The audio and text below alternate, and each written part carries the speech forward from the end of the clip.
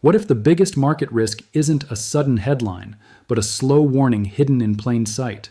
What if the real signal isn't panic, but policy? Today, we're going to break down what a State of the Union market crash warning really means, why investors should pay attention, and how to think strategically, not emotionally, when political messaging intersects with financial markets. Let's approach this the way professionals do, with clarity, data awareness, and disciplined thinking. What if the most important line in a State of the Union isn't the applause line, but a fiscal footnote? Markets do not trade on rhetoric, they trade on changed expectations. Professional investors parse an address for actionable signals. Is spending permanent or temporary? Will taxes rise or fall? Which sectors face intensified regulation? And does the administration accept or challenge existing monetary policy assumptions? These are the inputs that change discount rates, earnings forecasts, and risk premia, far more consequential than the speech's tone. A clear example is how announcements that imply sustained deficit expansion alter sovereign issuance forecasts. If policymakers telegraph larger, unfunded spending programs, investors anticipate heavier Treasury supply. That expectation alone can lift term premia and shift the yield curve, raising borrowing costs for companies and consumers, and pressuring equity valuations, especially in rate-sensitive sectors. This is not speculative. Central banks, major asset managers, and fiscal researchers identify the transmission from fiscal signals to yields as a foundational channel through which political decisions affect markets. Regulatory direction conveyed in high-profile addresses produces sectoral repricing even before legislation arrives. Empirical event studies show that markets react to anticipated regulatory changes days in advance, with affected industries exhibiting abnormal returns as investors adjust expected profit margins and compliance costs. That makes a State of the Union less of a one-off media event and more of a coordinated information release that changes the investment calculus. Timing and credibility matter. Technical details, how a program is funded, whether fiscal rules are preserved, or whether central bank independence is respected, shape how persistent the market's response will be.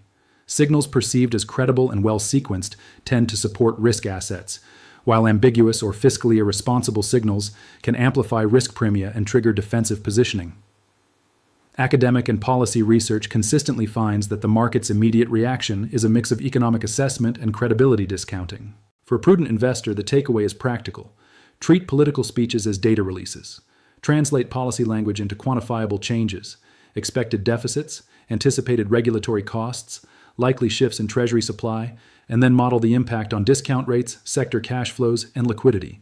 That analytic discipline converts political noise into investment signals, helping you respond with allocation adjustments rather than emotion-driven trades. Imagine looking at government debt not as a statistic in a policy speech, but as a real driver of market mechanics that can ripple through everything from bond yields to corporate valuations. When a government runs persistent deficits and issues more Treasury securities to finance spending, it increases the supply of sovereign debt available in financial markets. Basic economics suggests that when supply rises without a corresponding rise in demand, the price of those securities must adjust, and in the case of bonds, that adjustment manifests as higher yields. Empirical research shows that increased government bond issuance tends to push yields upward because investors demand higher returns to absorb the added supply. For example, studies have found that meaningful increases in issuance volumes are correlated with measurable basis point increases in yields, especially at medium to long-term maturities where debt supply effects are most pronounced. These higher government bond yields are not just abstract figures. They translate directly into higher borrowing costs across the economy. When long-term yields rise, they influence everything from corporate borrowing rates to mortgage costs. Commercial banks often price loans based on benchmarks like the 10-year Treasury yield, so when yields climb, banks typically raise interest rates on loans to businesses and consumers alike. This tightening of credit conditions can slow investment and consumer spending, which in turn affects corporate earnings and economic growth. In other words, what begins as a fiscal phenomenon, deficits and debt issuance, can end up shaping real economic behavior beyond the government's balance sheet. Bond markets also interpret higher deficits as signals about future inflation risk and fiscal sustainability. Large deficits can raise concerns that a government might resort to monetizing debt, or that inflation will erode the real value of fixed income returns. When investors factor these risks into their models, they typically demand higher yields to compensate for perceived inflation or credit risks, adding another upward pull on borrowing costs. Analysis from policy research groups indicates that sustained budget deficits tend to increase the term premium, the extra yield investors require for holding longer-dated debt, because of uncertainties about inflation and debt trajectories. The interaction between rising yields and equity markets is also critical. Higher Treasury yields affect equity valuations by increasing discount rates used in discounted cash flow models. Higher discount rates reduce the present value of future corporate earnings, meaning stocks often look less attractive relative to fixed income.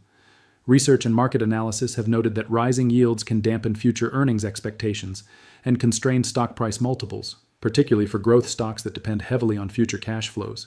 Importantly, this isn't just theoretical. Global financial news underscores how rising sovereign debt levels and associated higher yields have contributed to increased borrowing costs in markets like the UK, raising government financing costs to multi-decade highs and putting pressure on policymakers to adjust fiscal policy.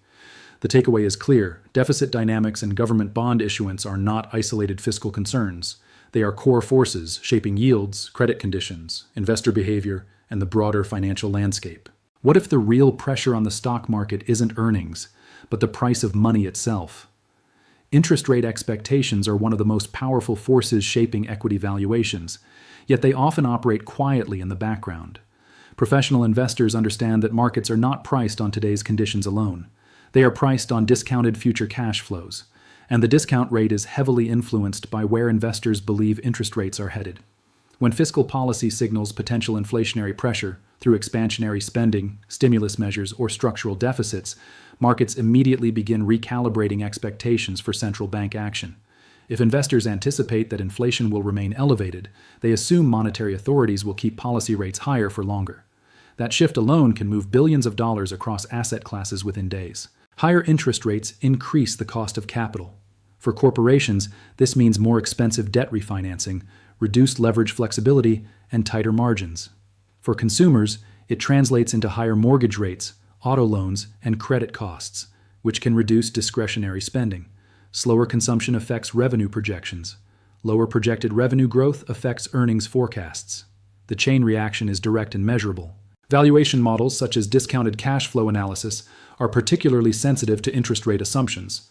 When the risk-free rate rises, the discount rate applied to future earnings increases. Even if projected cash flows remain stable, their present value declines. This mathematical adjustment can significantly compress equity valuations, especially in growth sectors where expected profits are weighted further into the future. Technology and high-growth companies are often most exposed because their valuations rely heavily on long-term earnings potential rather than near-term profitability. Liquidity conditions also tighten when rates remain elevated. Higher rates reduce excess liquidity in the financial system, discourage speculative borrowing, and make fixed income instruments more attractive relative to equities. When investors can earn competitive yields in bonds with lower volatility, the equity risk premium must widen to justify stock exposure. This repricing can lead to sector rotation, multiple compression, and heightened volatility. Importantly, markets move not only on actual rate decisions but on forward guidance and expectations. Subtle changes in language from policymakers can alter projected rate paths. Futures markets and yield curves quickly reflect these shifts, and equity markets respond accordingly. The interaction between fiscal policy signals and monetary expectations therefore becomes a central driver of asset pricing dynamics. Understanding interest rate expectations is not optional for investors. It is fundamental. The trajectory of rates influences valuation, liquidity, credit conditions, and capital allocation decisions across the entire financial system. Markets are not just driven by numbers on a spreadsheet. They are shaped by the masses of human decisions behind every buy and sell order. When policymakers signal economic direction through speeches or data releases, investors process that signal through the lens of their own psychology. Behavioral finance research shows that emotions and cognitive biases have a measurable impact on market dynamics and can alter liquidity, volatility, and pricing in ways that purely rational models do not predict. Traditional finance assumes markets are efficient and investors rational, but decades of empirical work demonstrate that psychology, fear, greed, overconfidence, loss aversion, and herd behavior plays a central role in price formation and trading patterns. Investor sentiment functions like a barometer of collective mood. In a bullish phase, optimism can drive prices above fundamental values as participants project confidence into future earnings and economic stability. Conversely, in downturns, fear and pessimism can trigger accelerated selling that drives prices well below intrinsic value. These fluctuations aren't random noise. Academic studies show that sentiment changes precede shifts in liquidity and volatility. When sentiment swings toward fear, trading volume often spikes and price swings widen as participants rush to exit positions, creating self-reinforcing cycles of volatility. Cognitive biases further amplify these effects. Overconfidence can lead investors to underestimate risk, trade excessively, and misprice securities, while loss aversion causes them to hold losing positions too long and sell winners too soon, undermining disciplined strategies. Herd behavior, where participants follow the majority rather than independent analysis, has been documented to exacerbate market trends, both upward and downward, because individuals often interpret the actions of others as information about future performance rather than as a signal of irrational momentum. This interplay between emotion and decision-making becomes critically important around major economic events such as fiscal policy announcements. A message that suggests economic uncertainty or a shift in monetary policy can disproportionately affect market psychology, leading to aggressive repositioning even before hard data arrive. For example, in periods of heightened uncertainty, studies find that investor sentiment has an increased influence on stock returns, suggesting that emotional responses hang heavier on market pricing when fundamentals are ambiguous. The mechanisms through which psychology shapes markets are not just theoretical. They have practical implications. Sentiment-driven pricing inefficiencies create opportunities for arbitrage and active strategies on the one hand, but also pose risks of bubbles and misvaluation on the other. Understanding sentiment and its psychological roots allows professionals to interpret market moves beyond numeric fundamentals and appreciate how collective mindset can magnify trends, influence liquidity, and ultimately impact returns. Here's a critical question every serious investor must ask. What actually causes a market crash? It is not a headline. It is not a political speech, and it is rarely a single event in isolation.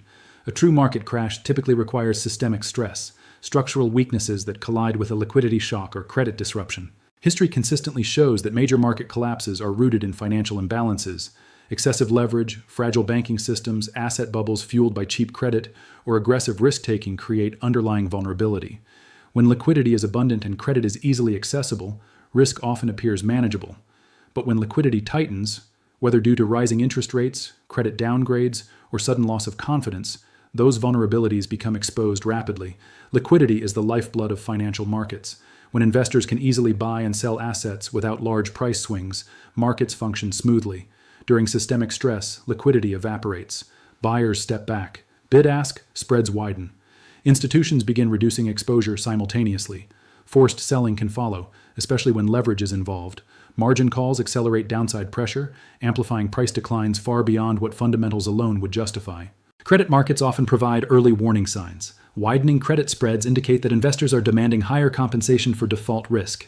If corporate bond spreads rise sharply, it signals tightening financial conditions. Companies with weak balance sheets face refinancing challenges. As borrowing costs surge, profitability compresses. This stress can spill into equity markets, creating synchronized declines across asset classes. Another essential factor is interconnectedness. Modern financial systems are deeply linked through derivatives, cross-border capital flows, and institutional exposures. Stress in one segment, whether sovereign debt, real estate, or banking, can cascade quickly into broader markets. Contagion is not theoretical. It reflects the structural integration of global finance. Importantly, rhetoric alone does not create these conditions. However, policy signals can highlight or worsen existing fragilities. For example, if fiscal expansion significantly increases debt levels while interest rates remain elevated, refinancing risks grow. If regulatory changes pressure specific sectors already carrying high leverage, investor confidence may deteriorate further. These signals matter because they interact with balance sheet realities. Professional investors therefore monitor indicators such as debt-to-GDP ratios, leverage metrics, credit spreads, funding market stress, and liquidity measures. A crash environment emerges when multiple stress signals align: tight liquidity, rising default risk, declining confidence, and forced deleveraging. Understanding this distinction is crucial. Volatility is common. Systemic collapse is rare, and it requires structural stress beneath the surface. The disciplined approach is to assess financial stability indicators objectively, not react emotionally to political messaging or short-term market swings. So here's the real question. Are you reacting to noise, or are you preparing for risk? The difference determines long-term financial success. Market corrections are part of economic cycles. Crashes are rare, but vulnerabilities build quietly over time. The goal is not to predict panic. The goal is to stay informed, structured, and strategically positioned. In finance, awareness is power, discipline is protection, and preparation is confidence. Stay analytical, stay patient, and most importantly, stay invested with intention.